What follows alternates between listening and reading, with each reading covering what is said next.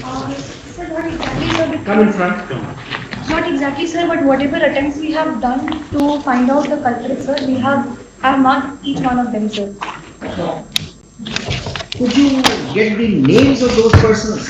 Sir, no, sir. We examined almost 90 females, sir, whose stay had overlapped with that of the victim, sir, and we took all of their statements and got them recorded under 164. And in that, That's sir, correct, that you have said. sir. And therefore you have charge sheeted only one person, the superintendent, who was overall in charge. Yes, sir. The one name that kept on emerging was that of Vandana Gupta, and hence that is why, sir. You don't have to take the name. Sir, the accused, sir, the superintendent. Even then. Sir, sorry, sir.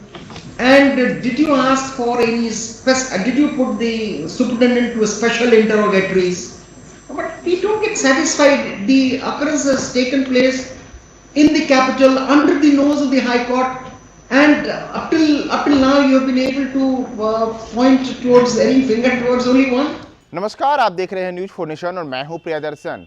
राजधानी पटना में महिला सुरक्षा को लेकर के बड़ा सवाल या निशान लगने वाले गायघाट शेल्टर होम मामले में अब पटना हाई कोर्ट ने बिहार पुलिस के रवैये पर सवाल उठाया है। जी हां, ये वही गायघाट शेल्टर होम है जहां इसी वर्ष गायघाट शेल्टर होम में महिला जो वहां पर लड़कियां रह रही हैं, महिलाएं रह रही हैं, उनके यौन शोषण का मामला सामने आया था और उसके बाद इस मामले की जांच की जिम्मेदारी के लिए बिहार पुलिस ने एसआईटी का गठन किया था। लेकिन एसआईटी की जो जांच चल रही है, इस जांच को लेकर ही और जो जांच रिपोर्ट बिहार पुलिस की ओर से पटना हाई कोर्ट में पेश की गई है, उस पूरी जांच रिपोर्ट पर अब पटना हाई कोर्ट ने सवाल खड़ा किया है। यहां तक कि पटना के एसएसपी मानवजीत सिंह ढिल्लो और इस मामले में एसपी काम्या मिश्रा जिस पूरे मामले को देख रही हैं, उनकी जांच रिपोर्ट पर आज जस्टिस आशुतोष कुमार ने बड़ा सवाल या निशान लगाते हुए पूछा है कि आखिर हम इससे क्यों संतोष जाहिर करें, यानी कि पूरी जांच रिपोर्ट पर असंतोष जाहिर करते हुए गायघाट शेल्टर होम मामले में पुलिस को कटघरे में खड़ा किया है। आपको पता होगा कि ये जो गायघाट शेल्टर होम मामला है, इसी वर्ष जनवरी फरवरी में इस मामले का उजागर हुआ था। उसमें वहां पर रह रही लड़कियों ने आरोप लगाया था कि उन्हें क्या यौन शोषण किया जाता है, उन्हें शेल्टर होम से बाहर भेजा जाता है और कुछ खास लोगों के पास उन्हें भेजा जाता है। बाद में इस मामले के तूल पकड़ने पर इस मामले की जांच प्रक्रिया शुरू हुई और इसके लिए एसआईटी का गठन किया गया। अब जो एसआईटी की रिपोर्ट पटना हाई कोर्ट में पेश हुई है, उसी पर कोर्ट ने असंतोष जाहिर किया है। क्या हुआ है पूरे मामले में, हम आपको सुनवाते हैं कोर्ट की कार्रवाई की पूरी प्रक्रिया।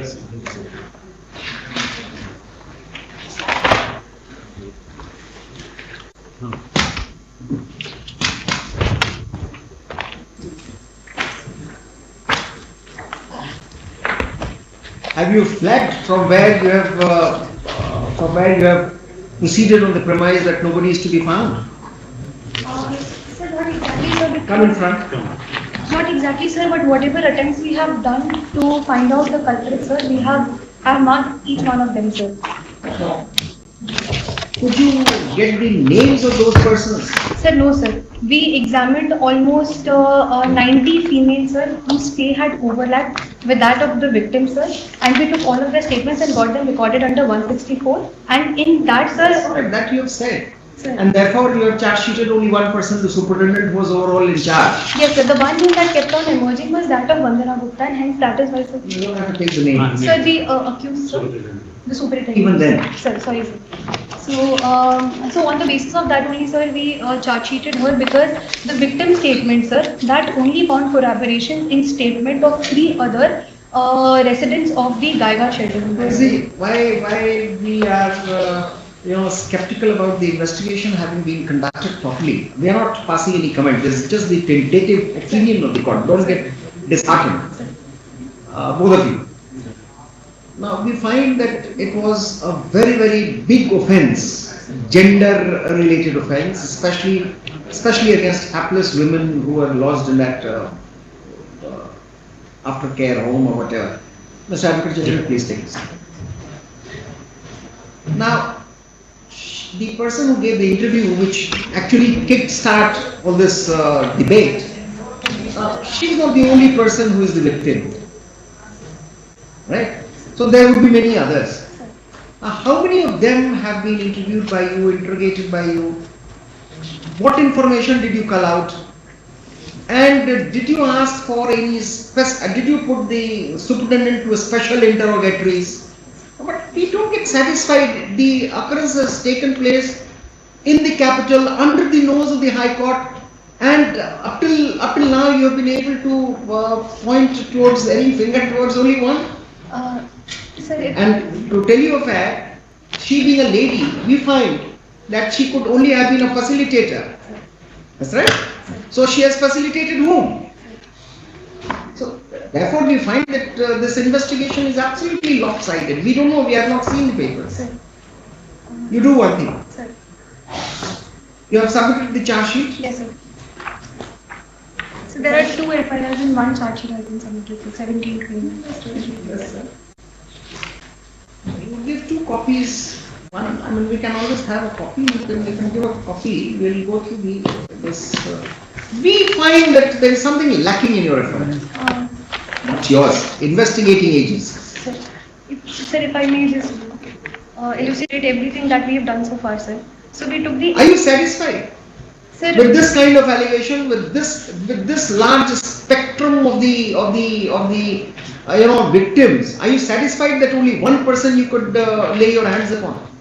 We are not asking you to frame others who are not there. Sir. We are not asking you to do that. Sir. We are even not asking you to expand the scope of investigation. Not at all. But if you as an investigator, as the head of the investigating team, 8-member team, if you are satisfied that all this happened only because of the facilitator and nobody could get any access to the home and could meet the girls, then I don't think we are on the same page. Sir, so far what we have done to get to those culprits, sir, if at all something like this had happened, so we took the FSL team to examine the entire premises. Why I'm cutting you short? Now these processes are known. Sir. You will have FSL report. You will ask for, you will take a person, you will request for custodial remand and whatever. Sir. We know that process. Sir. We are only asking you about your satisfaction that this kind of an occurrence has taken place and this is not a new one. Sir. And you could not, you don't have a clue who were part of it. Just that. Sir, whatever processes we had followed, we did everything, sir. In fact, sir, our sole basis of everything that has happened so far are the statements of those 2 victims, sir. Now, one of these victims, sir, gets released from aftercare home, sir. The victim of FIR 1322, sir. She gets released from the aftercare home on 5/8/2021. And after 1.5 years, sir, she alleges these complaints, and the FIR of 1321 does not hint at any sexual exploitation, sir. And secondly, please don't proceed on those lines. Sir. I'll advise you, don't proceed on those lines. Sir. The very tenor of your explanation says Sir. that you are not believing the accusation. If that be so, then the charge sheet is bad. No, sir, absolutely not, sir. So therefore, don't say that. Sir. If you find the accusation to be correct, Sir. what have you done to extend your arms to reach those culprits? Now, if you say that the statement is made after 1 year, that means you can. Sir. There could be tutored statements. I don't say that it cannot be. Sir. But these are 2 different strands in the investigation. Sir. Should you find the accusation made by the women to be bad, to be not acceptable, that's one stand. If you say this, that there was considerable time lag when the matter was reported and when they were subjected to such misdemeanor. Sir, actually, sir, because of that, the statements are vague, sir. And even when, sir, not just that, we tried reaching out to girls of shelter home who were released from the shelter home at that point in time, sir. And, sir, from time to time, inspections had been carried out at the shelter home. And we have got a report of all those inspection notes also, sir. Satisfy us. We will have to go through. With the permission of the court, sir? Yes. Very good afternoon, sir. Sir, I have personally supervised this case from the very beginning, sir. All the supervision notes were issued by me, sir. The accusations that came, sir, upon the basis of that the FIRs were registered, sir. Then, in order to enhance the scope of the investigation, and in order to check out whether this thing was taking place on large scale or not, sir, we had identified all the inmates of the aftercare home, sir. A total of 97 of them were identified. Some of them whom used to live at the time when both the victims. Yes. So we specifically requested the Honorable District Judge Patna to provide us with judicial magistrate, sir. He was kind enough All the lady judicial magistrates were deputed, sir. They went to the aftercare home, and in environment of complete neutrality, in the absence of all the police officers or in the absence of the superintendent, and all the 164 statements were recorded, sir. Then all the corroborative evidence in the form of FSL, sir, everything was done. So throughout the investigation, sir, we got only 7 adversarial 164 statements against the culprit, sir. Incriminating, sir. Out of that, only 5 alleged physical assault or the bad quality of the food, and only 2 of the inmates. One of them alleged sexual exploitation of her along with 3 other girls by 4 unknown elderly people, sir. And one of them just gave a general statement. She was deaf and mute, sir. We arranged a translator. We requested the subdivisional magistrate. Translator was arranged, and that statement was recorded in English, sir.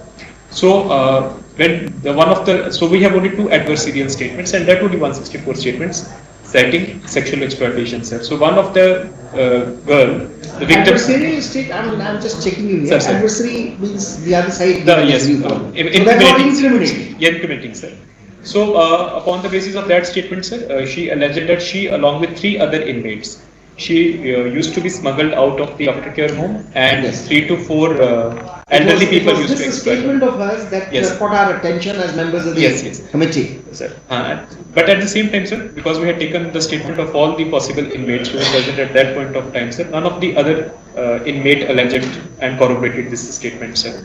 Then again, sir, we have recorded that in diary also in order to corroborate her allegations. The victim who had given the incriminating statement, we asked her about the identity of the people and if she had any clue about it. She was not able to come with any clue. In fact, one point of time, she even didn't want to corroborate her statement after recording the 164 statements. Sir.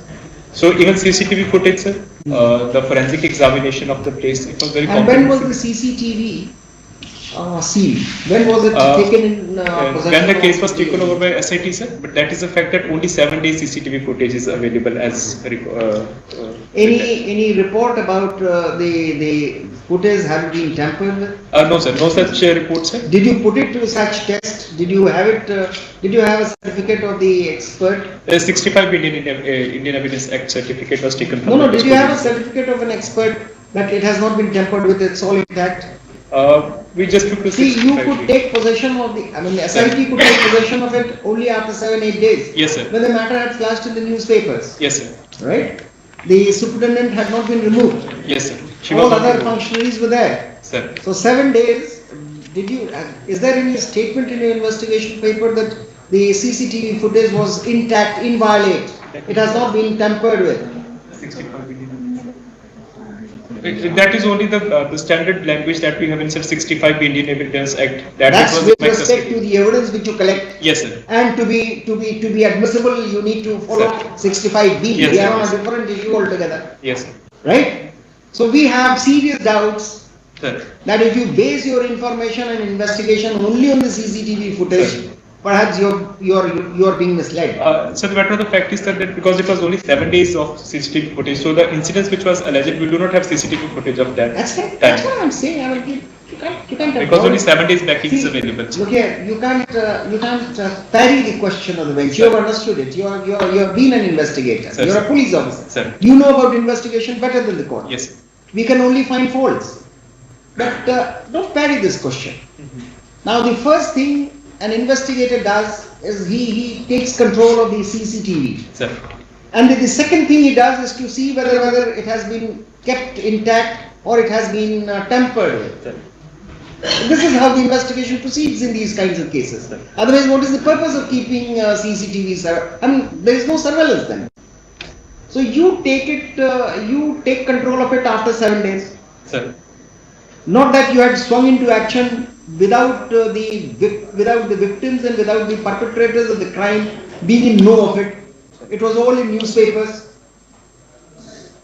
So I think the first step of the SIT would have been the correct step to see whether the CCTV footage is intact. It has not been deleted. It has not been tampered with. Is there a certificate? This is not 65B certificate. Sir.